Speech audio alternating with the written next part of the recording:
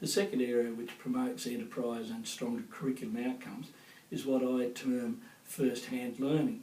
The notion encompasses a lot of areas which are familiar to us, such as experiential learning, active learning, applied learning, action learning in a way, and authentic learning, hands-on learning, and so on. I believe that all learning comes from experience, whether it's your own experience directly or it comes from the accumulation of experience collected over the many years from individuals, distilled, critiqued, refined and turned into theories, which is turned into books and mostly then put into students' heads.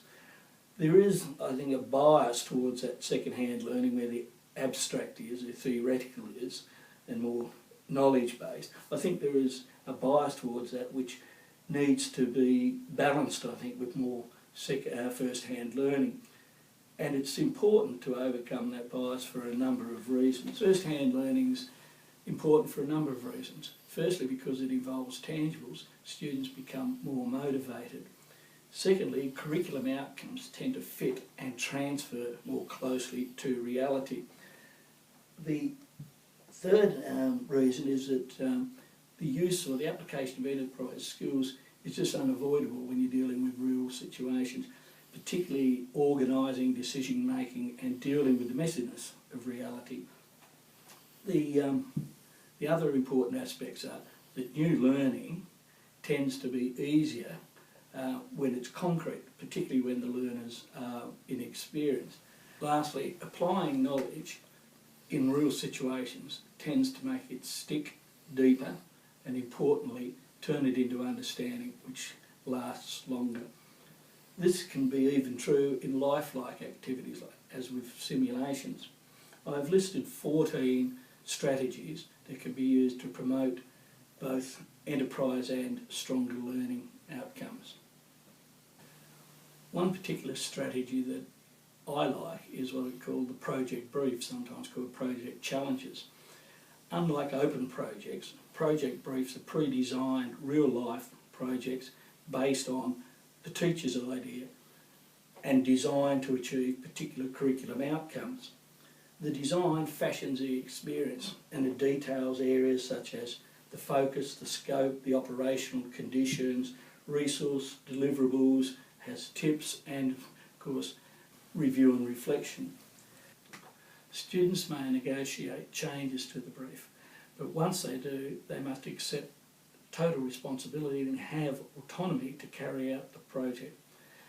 The brief is important because it allows students the autonomy to get on with the action, and the teacher can stand back, doesn't have to be involved in the action, can focus on the learning, those teachable moments as the Americans call it, and intervene only when it's necessary.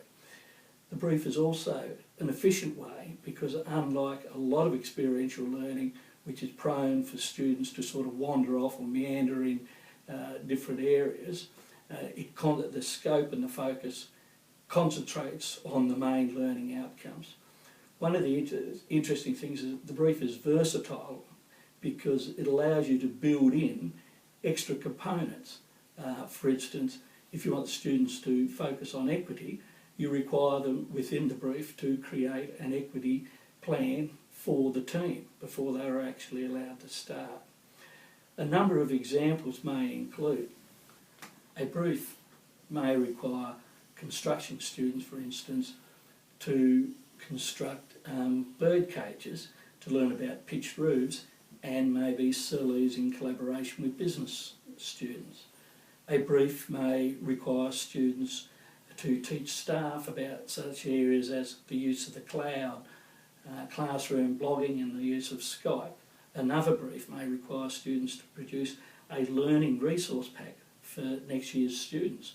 The resources they may produce could be around videos concerning interviews with employers, or it could relate to engineering students producing prototypes.